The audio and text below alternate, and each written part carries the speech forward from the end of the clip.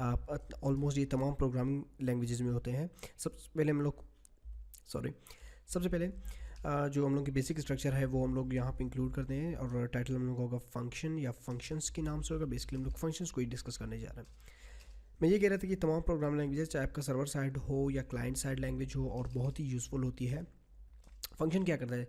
Function खुद एक function होती है, ठीक है। फंक्शन कीवर्ड आप जब यूज़ करते हैं, फिर आपने फंक्शन, ये इसकी सिंटैक्स है, फिर आपने फंक्शन नाम देना है उसको। फॉर एग्जांपल फंक्शन का नाम ये है, फिर आपने राउंड ब्रैकेट्स लगा के, अब यहाँ पे आप जो भी प्रिंट करवाना चाहो आउटपुट, वो यहाँ पे शो होगी, ठीक है। तो यही फंक्शंस का काम भी यही होता है कि बेसिकली जब आप किसी बड़े प्रोजेक्ट पे काम करते हैं, ये बहुत पावरफुल चीज़ होती है। यहाँ पे तो हम लोग इनकी बेसिक स्टडी करने जा रहे हैं, लेकिन ये बहुत पावरफुल होती है।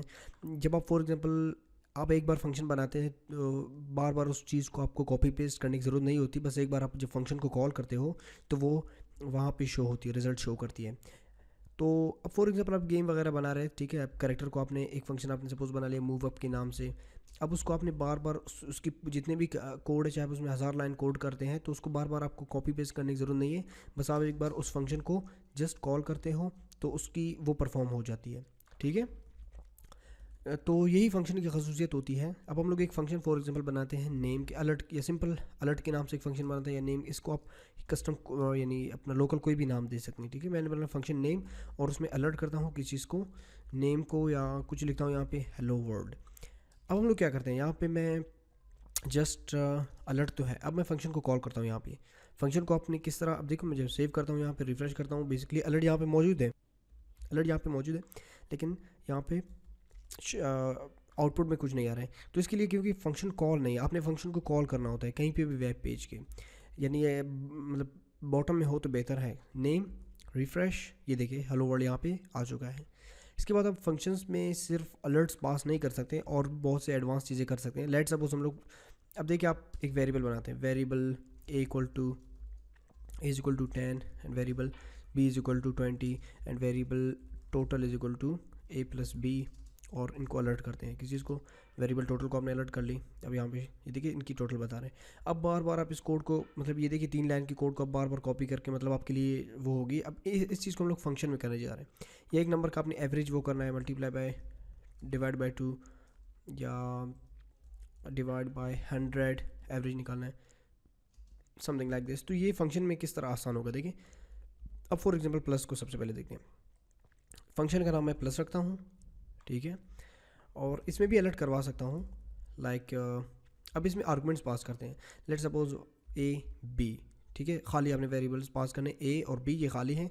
अब मैं क्या कहता हूँ यहाँ पे अलर्ट में ए प्लस बी, यानी कोई भी बंदा अगर, अब देखो मैं प्लस फंक्शन को कॉल करता हूँ तो यहाँ पे क्या होगी, अलर्ट नन में आ रहा है, क्योंकि आपने जो आर्गुमेंट्स इनको फिल करने हैं, इनमें क्या होगी, अगर आपने ए में 10 लिख ली, कॉमा बी में 20 लिख ली, तो डेफिनेटली क्या होगी, प्लस होंगे ये नंबर्स।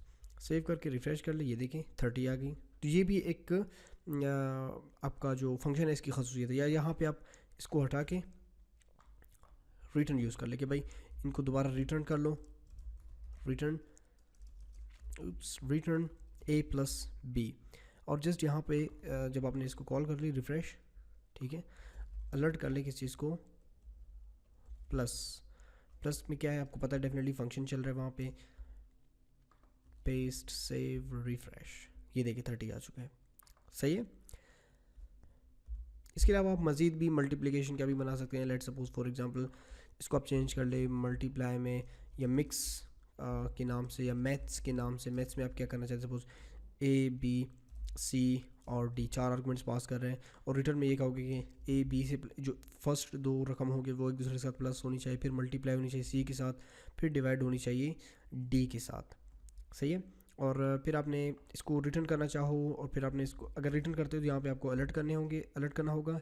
अगर यहाँ पे आप अलर्ट करते हो तो जस्ट चलिए मैं यहाँ पे अलर्ट कर सकता हूँ, console.log कर सकता हूँ, या document.write भी कर सकता हूँ। फॉर एग्जांपल इनको मैं अलर्ट करता हूँ, अलर्ट फंक्शन यूज़ करता हूँ। अब जस्ट कॉल करता हूँ किसको, फंक्शन के नाम को, मैथ्स को। अब अगर सेव करके रिफ्रेश करता हूँ तो ये देखें एरर आ रहा है इसमें। तो इन दैट केस आपने क्या करना है, सबसे पहले ए की वैल्यू आपने पास करना है। फॉर एग्जांपल मैं कहता हूँ 10 प्लस हो 30 के साथ, फिर 30 मल्टीप्लाई हो 4 के साथ, और पर 4 यानी जितने भी आएगी उसको डिवाइड कर लो 5 के साथ। इस रिफ्रेश, ये देखिए 44 आ रहा है। तो ये किस तरह काम कर रहे हैं, ये भी फंक्शन की खसूसियत है। इसी तरह आप कोई और एक फंक्शन बना सकते, फॉर एग्जांपल आप एवरेज की बनाना चाहते हो, AVG या AVE, एवरेज का पूरे स्पेलिंग एवरेज, AVG आप यूज़ कर लें एवरेज फॉर एग्जांपल। फिर इसी तरह आप एक B को पास करना चाहो, और यहाँ पे रिटर्न हम लोग यूज़ करते हैं A मल्टीप्लाई बाई B, फिर डिवाइड बाय C। यहाँ पे C को भी हम लोग पास करते हैं फॉर एग्जांपल।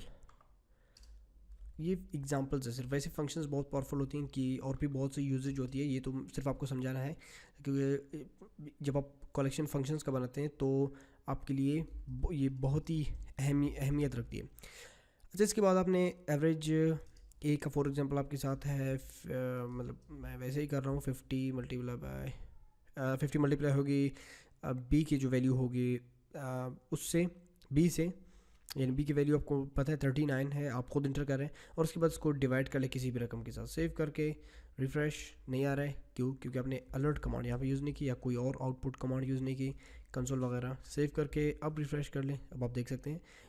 तो इस तरह ये फंक्शंस काम करते हैं, ठीक है। अगर आपने वैसे भी हम लोग जो आई थिंक यूज़ करें हम लोग document dot gate element by ID on click function चले, ठीक है। सपोज इस तरह जो हम लोग यूज़ करते थे, document dot gate element by ID का नाम हो गई, और उसके बाद क्लिक करने पे ऑन क्लिक फंक्शन चले, ठीक है। तो फिर इसके अलावा जावास्क्रिप्ट में कुछ बिल्ट इन फंक्शन होता है। अब अलर्ट का एग्जांपल ले लीजिए, खुद एक बिल्ट इन फंक्शन है, या और हम लोग फंक्शनलिटीज़ यूज़ करते हैं। और इसी तरह आपका जो jQuery है, लाइब्रेरी है जावास्क्रिप्ट की, वो भी आपके फंक्शंस वगैरह से मिलके ही बनी हुई है।